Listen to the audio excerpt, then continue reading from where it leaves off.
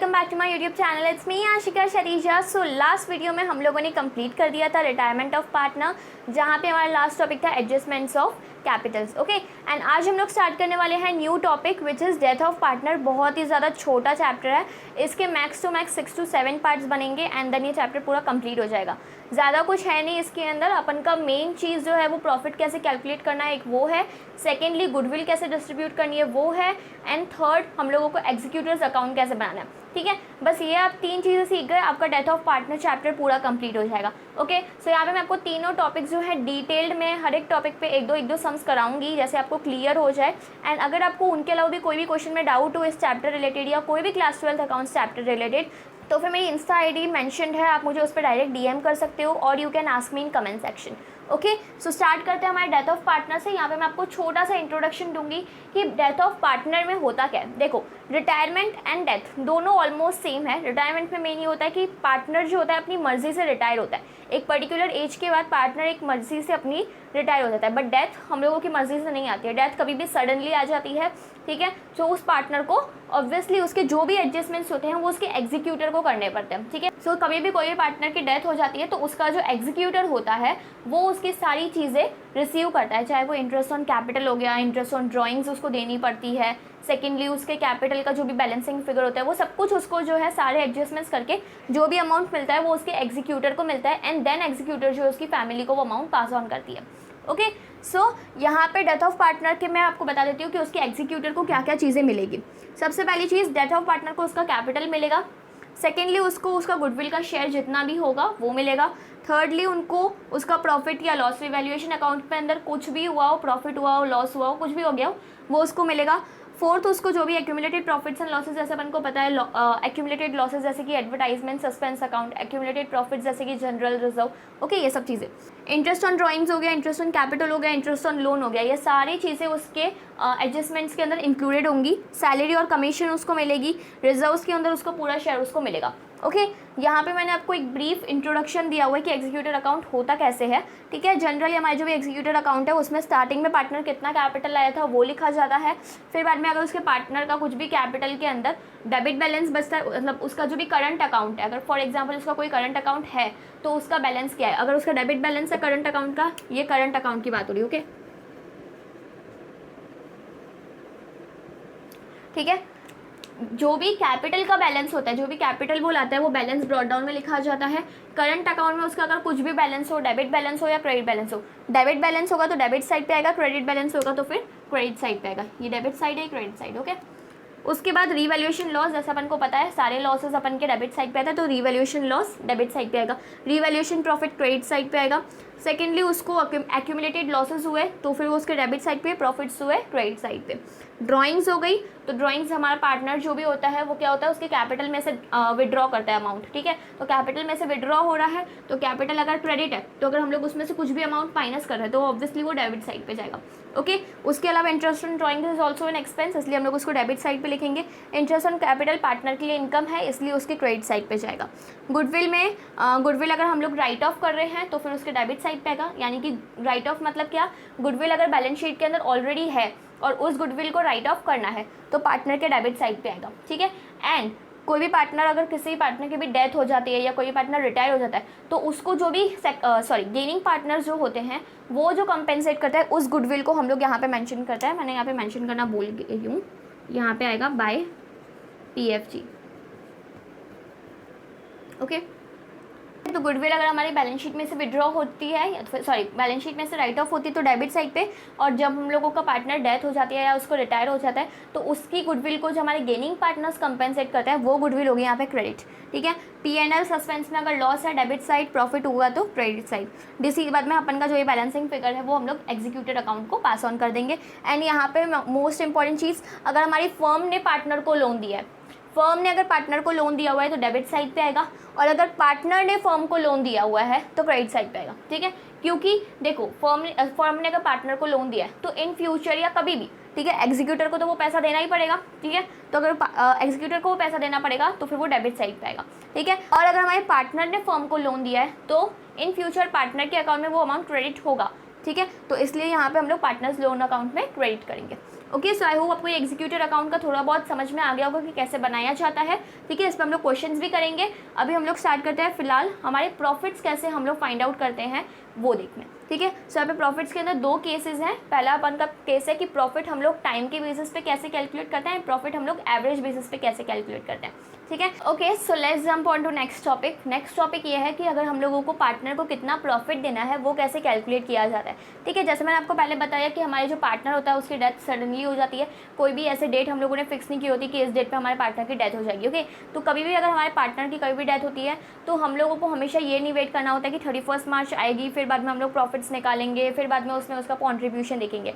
ठीक है, अगर हमारे पार्टनर की बीच में डेथ हो जाती है, फॉर एग्जाम्पल उसकी अप्रैल मंथ हमारा स्टार्ट होता है फाइनेंशियल ईयर, तो सपोज अगर उसकी डेथ अक्टूबर एंडिंग में हो जाती है तो हम लोगों को 6 मंथ्स का उसका प्रॉफिट जो है उसको देना पड़ेगा उसी टाइम पे। ठीक है, तो इसलिए हम लोगों को यहाँ पे दो मेथड्स दिए हुए हैं कि प्रॉफिट्स हम लोगों को कैसे कैलकुलेट करने हैं। दो मेथड में से एक मेथड है टाइम बेसिस पे, सेकेंड मेथड है हम लोगों का सेल्स बेसिस पे। ओके,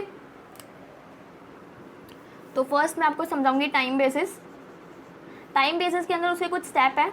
ठीक है, इस वीडियो में आपको बताऊंगी कि ये टॉपिक्स के स्टेप्स कैसे कैलकुलेट किए जाते हैं, कैसे हम लोगों को प्रॉफिट निकाला जाता है। नेक्स्ट वीडियो में इन दोनों मेथड्स पे मैं आपको एक एक क्वेश्चन करा दूंगी। ओके, स्टेप 1 इज़ कि यहाँ पे आपको क्या दिया हो जाता है, कोई भी 3 या 4 या 2 साल का प्रॉफिट, कभी भी कितने भी साल का प्रॉफिट दिया जाता है, and then we have to find out the average profits. For example अगर हम लोगों को 4 साल के प्रीवियस ईयर प्रॉफिट्स दिए हुए,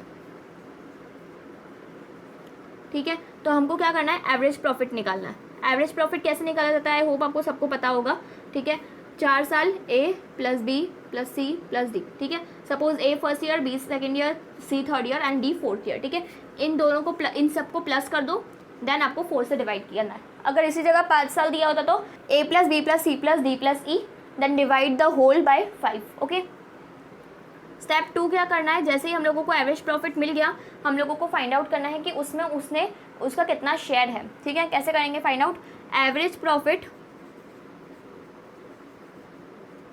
इनटू कितना टाइम तक वो जिया। फॉर एग्जांपल अगर वो अक्टूबर 31 तक जिया, ठीक है, फॉर एग्जांपल अक्टूबर 31 को उसकी डेथ हो गई फॉर एग्जांपल। ठीक है, हमेशा ईयर के एंडिंग में या मंथ की एंडिंग में या मंथ के स्टार्टिंग में ऐसा डेथ नहीं होती है। ठीक है, डेथ कभी भी हो सकती है, अक्टूबर 1 को भी, अक्टूबर 3 को भी, अक्टूबर 7 को भी। ठीक है, तो उसके लिए मैं आपको बता देती हूँ कि एवरेज प्रॉफिट का आपको क्या करना है, पहले उसका डेट निकालनी है। ठीक है, अक्टूबर 31 इज एवरेज प्रॉफिट इंटू 6/12, तो यहाँ पे आपको उसका मिल जाएगा प्रॉफिट फॉर 6 मंथ, और इसी जगह को उसकी डेट जो है अक्टूबर 3 को हो जाती, तो हम लोग क्या करते हैं, एवरेज प्रॉफिट इनटू उसने अभी तक कितने डेज काम किया है अप्रैल से लेके। ठीक है, अप्रैल, मई, जून, जुलाई, अगस्त, सितंबर, अक्टूबर। ठीक है, ये सारे डेज, मंथ हमारे कितने डेज होते हैं मंथ में, उसके बेसिस पे ही काउंट करना। ठीक है, अभी तक अक्टूबर 3 तक उसने कितने दिन तक काम किया है। ठीक है, अप्रैल से लेके 1 अप्रैल से लेके 3 अक्टूबर, सॉरी, इस पूरे में उसने कितना काम किया है, कितने दिन वो काम किया है। ठीक है, 1 अप्रैल से लेके 3 अक्टूबर तक आपको दिन काउंट करना है। ठीक है, सो डेज बाद में उसको 365 से डिवाइड कर देना है। ठीक है, अब यहाँ पे मैंने इसको 12 से क्यों डिवाइड किया, क्योंकि यहाँ पे हम लोगों को मंथ साफ साफ दिख रहे थे कि इसने 6 महीने काम किया है। ठीक है, अगर इसी जगह 3 अक्टूबर दिया हो, 17 अक्टूबर दिया हो, तो जितने भी दिन तक काम किया हो वो हम लोगों को फाइंड आउट करना है कि 1 अप्रैल से लेकर 17 अक्टूबर तक उसके कितने दिन हो गए, या 1 अप्रैल से लेकर 3 अक्टूबर तक उसके कितने दिन हो रहे हैं। ठीक है, ये फाइंड आउट करना है। यहाँ पे आपको डेज के बदले उसका अमाउंट, वो टाइम लिखना है। ठीक है, कितने डेज उसने काम किया, डिवाइड बाय 365। अगर आप मंथ्स में देख रहे हो तो 6, या तो फिर कितने भी मंथ्स हो, 4 मंथ्स, 5 मंथ्स, डिवाइड बाय 12। ठीक है, ये तो आपको पता ही होगा कि यहाँ पे हम लोग डेज में कैलकुलेट कर रहे हैं इसलिए 365 लिख रहे हैं, यहाँ पे मंथ्स में कैलकुलेट कर रहे हैं इसलिए 12 महीने होते हैं इसलिए 12 लिख रहे हैं। ठीक है, ये हो जाने के बाद स्टेप 3, फॉर एग्जाम्पल 4 लाख का प्रॉफिट आया और इसका उसमें शेयर है 1/4, तो इसका क्या हो जाएगा, प्रॉफिट का शेयर 1 लाख। ठीक है, हमारा जो भी पार्टनर है, फॉर एग्जांपल डी जो है उसकी डेथ हो गई। ठीक है, तो 1 लाख उसको मिलेगा डेथ के टाइम पे। ठीक है, मतलब उसके एग्जीक्यूटर को। Okay, done. सो आई होप आपको ये पूरा समझ में आया होगा। ज़्यादा कुछ नहीं करना, पहले एवरेज प्रॉफिट निकालना है। एवरेज प्रॉफिट के बाद जितने भी दिन का काम किया हो, अगर दिन से काम किया हो तो डिवाइड बाय 365, अगर आप मंथली देख रहे हो तो डिवाइड बाय 12। ओके, बाद में ये जो हम लोगों को प्रॉफिट मिलता है, प्रॉफिट जितने भी मंथ्स का मिले या जितने भी दिन का मिले, वो जो होता है पूरी फर्म का प्रॉफिट होता है। ठीक है। तो अपन को फर्म का नहीं, खाली डी पार्टनर का प्रॉफिट निकालना है। तो हम लोग क्या करेंगे, जो भी प्रॉफिट आया फॉर एग्जांपल 4 लाख, उसकी डी के शेयर के साथ मल्टीप्लाई कर दो, तो आपको पता चल जाएगा कि डी को कितना प्रॉफिट देना है। ठीक है, डी को 1 लाख का प्रॉफिट देना है, तो उसके बेसिस पे हम लोग एंट्रीज करेंगे। ठीक है, एंट्री भी बताऊंगी कौन कौन सी होगी यहाँ पे। ठीक है, टाइम के अलावा यहाँ पे एक है सेल्स। अब यहाँ पे क्या होता है ना, हम लोगों को बताया जाता है कि हम लोगों की प्रीवियस ईयर सेल्स क्या हुई और प्रीवियस ईयर का प्रॉफिट क्या हुआ था। ठीक है, फॉर एग्जांपल इन लोगों ने दिया हो कि प्रीवियस ईयर सेल्स हमारी हुई थी 10 लाख। ठीक है, एंड प्रॉफिट हमारा हुआ 1 लाख। ठीक है, तो आपको पहले प्रॉफिट का परसेंटेज निकालना पड़ेगा। सिंपल अपन को दिख रहा है कि यहाँ पे 10% प्रॉफिट, हम लोग को कैसे कैलकुलेट करना होता है वो बता देती हूँ। प्रॉफिट परसेंट कैसे कैलकुलेट करते हैं, profit divide by sales into 100। Profit कितना है 1 लाख, सेल्स कितनी है 10 लाख, इनटू 100। 0 0 0 0 1 2 3 4 1 2 3 4, कितना परसेंट बचा 10%। ठीक है, सो प्रॉफिट परसेंट कितना आया 10%। जैसे ही प्रॉफिट परसेंट मिल जाए उसके बाद उन लोगों ने एक और चीज़ दी जाती है। एक और चीज़ कौन सी दी जाती है कि अपन का फॉर एग्जांपल पार्टनर अक्टूबर 31 तक उसकी डेथ नहीं हुई थी। ठीक है, तो अक्टूबर 31 तक हम लोगों का प्रॉफिट हुआ होगा for example 7 lakh, sorry sales. ठीक है, फॉर एग्जांपल हमारी सेल्स जो है अक्टूबर 31 तक 7 लाख की सेल्स हुई है। ठीक है, तो अगर हम लोगों को प्रॉफिट निकालना है, शेयर इन प्रॉफिट, तो कैसे निकालेंगे, 7 लाख की सेल्स हुई, उस पर अपन को प्रॉफिट कितना बच रहा है 10%, तो 70,000 का हमारा प्रॉफिट होगा। क्या ये खाली डी का होगा, नो, ये पूरे फर्म का प्रॉफिट होगा। डी का प्रॉफिट निकालने के लिए 70,000 इंटू 1/4 कर देंगे। 4 1 ज़ा 4, 4 7 ज़ा 28, 4 5 ज़ा 20। ठीक है, तो 17,500 किसका आया, डी का शेयर आया। ओके, आई होप आपको समझ में आया होगा। कुछ भी नहीं है, सेल्स में ये तीनों चीज़ें उन लोगों ने दी होगी कि सेल्स इस दिन से लेके इस दिन तक, जब तक डी की डेथ हुई, ठीक है, तब तक उसकी सेल्स क्या थी। ठीक है, दूसरी चीज़ इन लोगों ने प्रीवियस ईयर सेल्स और प्रीवियस ईयर प्रॉफिट भी दिया होगा।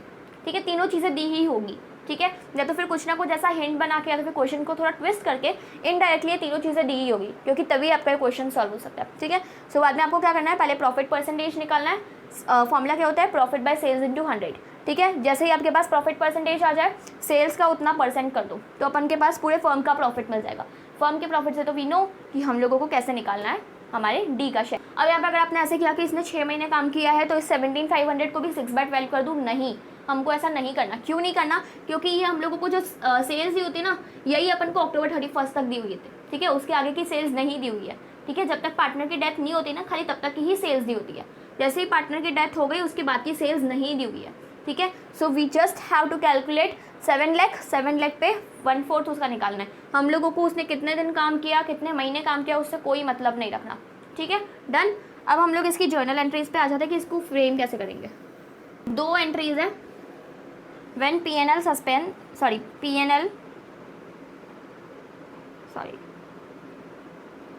PSR, ठीक है, PSR समझ लेना इसको। अगर हमारा प्रॉफिट शेयरिंग रेशियो के अंदर कोई भी चेंज नहीं आता तो कौन सी जर्नल एंट्री होती है, एंड अगर हमारे प्रॉफिट शेयरिंग रेशियो के अंदर कोई चेंज आता है तो कौन सी जर्नल एंट्री होती है। ठीक है, सो अगर हम लोगों की प्रॉफिट शेयरिंग रेशियो के अंदर कोई भी चेंज नहीं आया तो क्या ओल्ड रेशियो, गेनिंग रेशियो और न्यू रेशियो में कोई भी डिफरेंस आएगा, नहीं आएगा। ठीक है, सब कुछ सेम ही रहेगा। तो अगर हम लोगों को ऐसा है तो हम लोग वो एंट्री जो हम लोग हमेशा पास ऑन करते हैं, गेनिंग टू सेक्रीफाइसिंग, वो हम लोग नहीं पास कर पाएंगे। इसलिए यहाँ पे दूसरी एंट्री पास करते हैं, कौन सी, P&L suspense account debit to deceased partner capital account.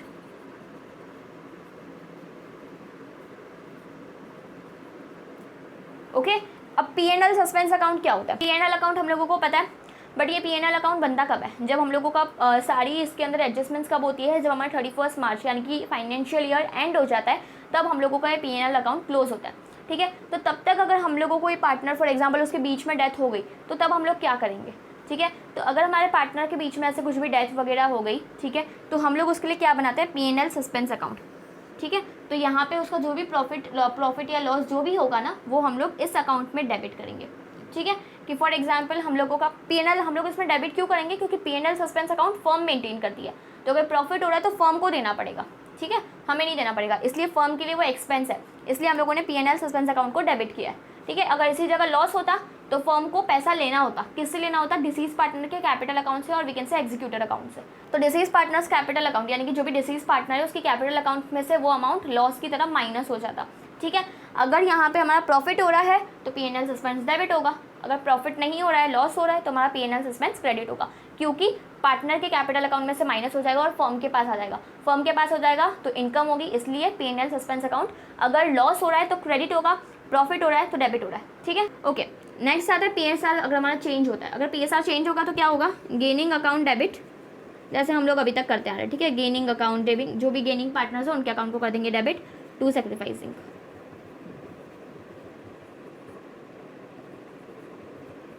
ठीक है। सो आई होप आपको ये पूरा अच्छे समझ में आया होगा। एक बार ब्रीफ में मैं आपको वापस समझा दे रही हूँ।